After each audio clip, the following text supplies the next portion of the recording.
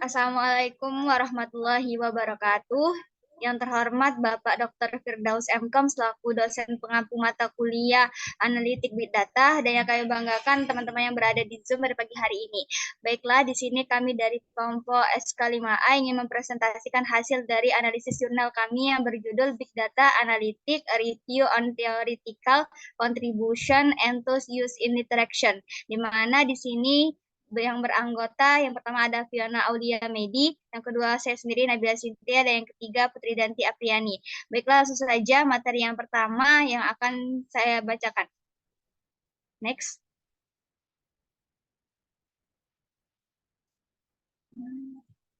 Materi pertama di sini mengenai definisi Big Data dan data tradisional. Big Data adalah istilah yang digunakan untuk merujuk pada jumlah data yang sangat besar dan kompleks yang sulit atau bahkan tidak mungkin untuk diproses menggunakan metode tradisional. Data yang termasuk dalam kategori Big Data memiliki volume yang sangat besar, kecepatan pertumbuhan yang cepat, dan beragam jenis serta struktur. Big Data adalah pendekatan yang fleksibel terhadap analisis data karena memungkinkan pengambilan keputusan menganalisis data terstruktur dan tidak terstruktur yang mungkin muncul dalam berbagai sumber seperti perangkat sensor, log mesin, komunikasi seluler, dan geospasial, dan data pengguna, konten yang dihasilkan dalam ekonomi digital. Dalam hal ini, kita akan dikenalkan dengan istilah 5Vs. Sedangkan data tradisional adalah data yang terstruktur yang dapat mudah diolah, disimpan, dianalisis, dan divisualisasi untuk menemukan pola dari data tersebut. Data ini dapat disimpan pada database dengan arsitektur yang centralized. Artinya data tersebut tidak perlu dibagi-bagi atau didiskusikan ke komputer lain. Data tradisional biasanya dikelola oleh organisasi yang kecil sampai menengah seperti perusahaan rintisan. Next. Model rantai nilai dari ekosistem Big Data. Dari gambar rantai nilai ekosistem Big Data di atas dapat dijelaskan bahwa Big Data bisa bersumber dari web, interaksi mesin ke mesin, transaksi digital, biometrik, diagnostik medis, dan komunikasi. Di sini juga kita dikenalkan dengan istilah 5V-S, yaitu volume, velocity, variety, veracity, dan value. Pada Big Data yang pertama yaitu merupakan singkatan dari volume. Dapat dikaitkan dengan tingginya jumlah data yang dihasilkan. Seringkali dihasilkan oleh sensor dan mesin. Di kedua, mewakili kecepatan pembuatan data. Salah satu contoh populer dari data berkecepatan tinggi yang dihasilkan adalah aliran data media sosial, di mana banyak data tidak terstruktur yang dihasilkan pengguna dibuat secara teratur.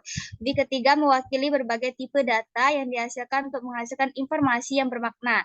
Misalnya, database tradisional memiliki format data yang terdefinisi dengan baik. Namun, kini terdapat kebutuhan untuk menangkap data semi-terstruktur dan tidak terstruktur. Di keempat, mewakili nilai wawasan yang dapat ditindaklanjuti yang berasal dari data besar. Dan yang terakhir, di kelima, dari Big Data juga telah berevolusi dan itu adalah kebenaran. Kebenaran mengacu pada tingkat ketidakpastian data, karakteristik kebenaran dari Big Data dijelaskan secara objektivitas, kebenaran, dan kredibilitas. Next. Yang di sini materi terakhir di sini ada Big Data Tools, di mana dapat dilihat di gambar di samping merupakan gambaran umum tentang tools Big Data. Baris pertama yaitu berisi 5 platform dan alat analisis data besar yang populer seperti Hadoop, GridGain, MapReduce, sistem HPCC, dan Storm. Baris kedua yaitu tentang database atau data warehouse, yang ini data populer dan gudang data untuk penyimpanan data besar. Yang baris ketiga ini terbagi menjadi dua. Ada bagian pertama yang berisi tentang bahasa pemrograman, di mana di sini big datanya ada Pig, Python, Julia, Go, dan R atau RStudio. Baris kedua ada search, yaitu berisi alat pencarian big data seperti Lucene dan Sol. Yang terakhir yakni baris keempat dari gambar berisi alat agresi dan transfer data. Alat agresi dan transfer data membantu dalam memindahkan data dari satu sistem ke sistem lainnya dan meringkas data seperti Scope, Bloom, Cukwa, Afro, OOZ, dan Zookeeper. Baiklah, itu tadi penyampaian materi dari saya. Selanjutnya akan dilanjutkan oleh Saudari Putri Danti. Kepada Danti, dipersilakan. Terima kasih kepada Nabila. Materi selanjutnya yaitu kebijaksanaan konsumen. Teknologi online dan seluler telah mengubah perilaku belanja konsumen. Analisis data besar sudah terbiasa menganalisis jejak online aktivitas konsumen, menentukan tren konsumen, preferensi konsumen, push-chi dan proven batch, dan perkiraan permintaan. Analisis aliran data digital membantu organisasi dalam mengambil keputusan, membuat literatur, mendefinisikan dua taktik, yaitu proses untuk menggerakkan dan mengasimilasi, untuk menganalisis bagi organisasi, untuk mengekstrak.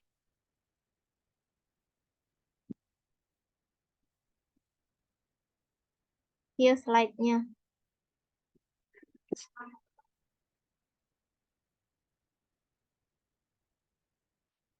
Literatur mendefinisikan dua taktik, yaitu proses untuk menggerakkan dan mengasimilasi, untuk menganalisis bagi organisasi, untuk mengekstrak wawasan dari aliran digital. Dimensi dan sifat faktor yang diekstraksi dapat dipengaruhi oleh berbagai tingkat regresi data.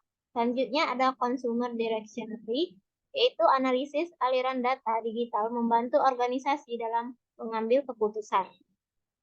Literatur mendefinisikan dua taktik, yaitu proses untuk menggerakkan dan mengasimilasi, untuk menganalisis bagi organisasi, untuk mengekstrak wawasan dari aliran digital. Perusahaan harus mengambil tanggung jawab meminimalkan kerugian bagi pengguna karena pelanggaran data dan aktivitas seperti pelacakan online, pengumpulan, penyimpanan, dan pengungkapan data pengguna. Selanjutnya yaitu public administration. Analisis big data dalam kebijakan publik dapat berguna bagi pemerintah dan memungkinkan pemerintah untuk satu, yaitu membuat keputusan berbasis data yang efektif, untuk menggunakan keuangan yang terbatas secara efisien, mendeteksi aktivitas kriminal dengan bantuan analisis diagnostik, membuat strategi berdasarkan bukti, menganalisis risiko politis dan risiko negara, meningkatkan analisis kebijakan, melibatkan masyarakat, dan keamanan jaringan cyber dan Internet of Things merupakan topik hangat terkait big data. Next.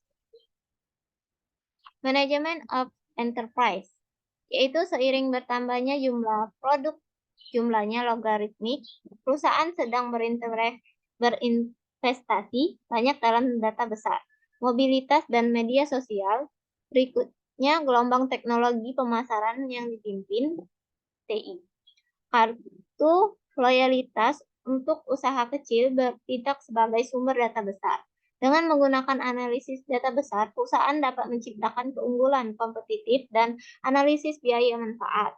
Big data telah diterapkan pada manusia pengelolaan sumber daya untuk mengidentifikasi faktor-faktor yang mempengaruhi gaji, promosi pekerjaan, loyalitas perusahaan, dan identitas perusahaan terhadap kepuasan kerja karyawan. Selanjutnya yaitu industrial. Literatur mengkategorikan supply chain ke dalam 4 fase seperti source, make, move, and sell. Setiap fase melibatkan beberapa aplikasi analitik.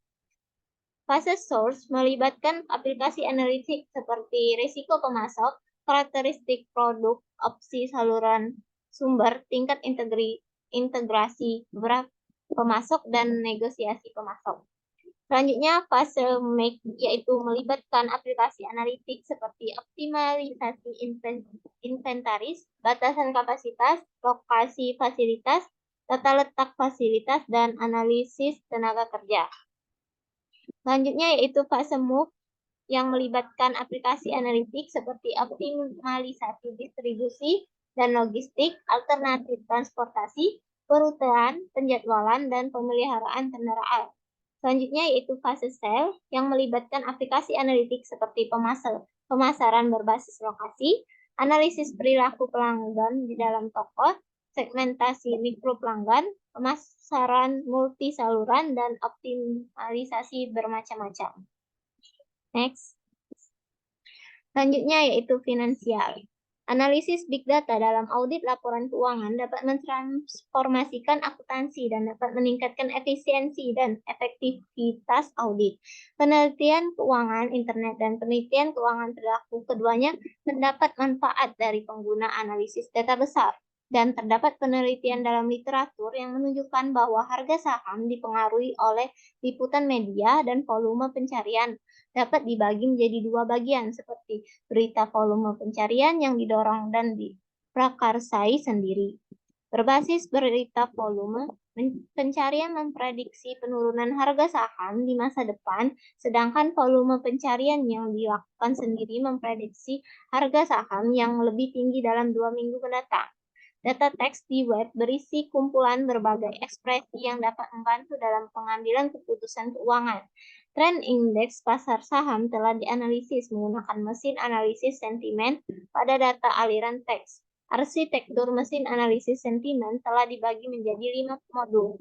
Kelima modul ini yaitu ekstraksi fitur, potongan kalimat, pengenalan frasa, resolusi pohon parse, dan modul penilaian sentimen. Selanjutnya, healthcare. Jalur tertinggi menuju rantai nilai yang diikuti oleh organisasi layanan kesehatan dimulai dengan pemrosesan data yang diikuti dengan kemampuan analitis yang menghasilkan manfaat operasional. Rantai jalur menuju nilai tertinggi, kedua yang diikuti oleh perusahaan layanan kesehatan, berfokus pada visualisasi data untuk kemampuan mempercepat pengambilan keputusan yang juga menghasilkan manfaat operasional. Rantai jalur menuju nilai tertinggi ketiga yang diikuti oleh perusahaan layanan kesehatan berfokus pada agregasi data untuk kemampuan interoperabilitas yang mengarah pada manfaat infrastruktur TI. Next.